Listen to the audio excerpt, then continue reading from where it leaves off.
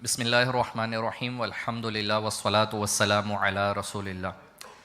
Since we are running out of time, so I won't be able to do justice with the booklet of Sarkar Ala Hazrat Imam Ahmad Raza, Al-Ahla min al-Thaqri li talabati Thaqri Rawsar.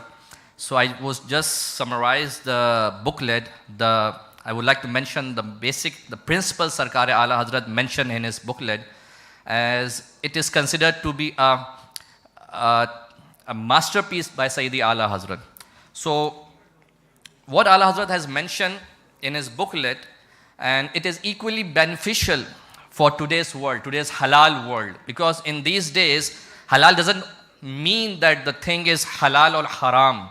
Rather, halal also addresses what is tayyib, what is tahir, what is hygienic, and what is not. So I would just like to mention briefly the basic principles Sarkar Ala Hazrat mentioned that. So he says that the al-athlu fil ashya ibaha, that everything by its nature is permissible. It is mubah unless it is proven impermissible. You need to present a dalil, you need to present an evidence of proof, a definite proof to say something haram.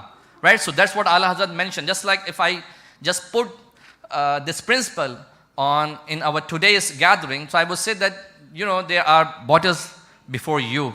So if somebody says that I have heard that so and so brother has added a haram thing to that bottle, so what would be the ruling of those bottles of that has water in it, that it will be halal or haram? So Sayyidi Ala Hazrat mentions that until you are sure, until it is proven with a definite source that all the bottles are carrying haram element in it, then only it will be haram. Otherwise, if you have just doubt, otherwise you have just assumption, it won't be considered haram at all. So one of the principle Ala Hazrat mentioned is about the latlu fil ashya ibaha. Secondly, Ala Hazrat also mentions that the market rumors, they have no value in the eyes of Sharia. We come to know that so and so thing contains haram element. It has the derivatives of pork in it. So just a market rumor won't make it haram, right? Because you have to have a definite proof that so and so haram element is added to this product. So that's what Ala Hazrat mentioned. And lastly, though Ala Hazrat has established 10 muqaddamat in this risala, in this booklet, the 10 preliminaries in this booklet. But since we are running out of time, so I won't be able to complete those muqaddamat. So he also mentions that, the Sharia says that yassiru wala tu'assir, that you should give you should give yusr, the athani to the people. By making something haram and considering it to be a level of wara or taqwa or piety is not Sharia. It's not the mindset of Sharia, right?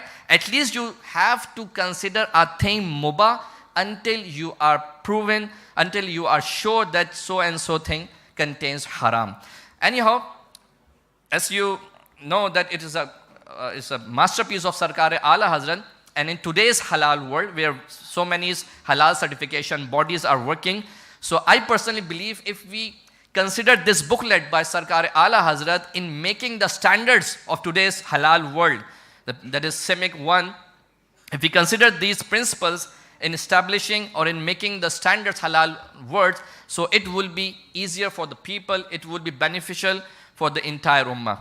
So that's all for today. And at last, I would like to thank Idara Tahqiqat Imam Ahmad Raza for giving me the opportunity to present my point of view before you people. Jazakumullahu khaira. Assalamu alaikum wa rahmatullah.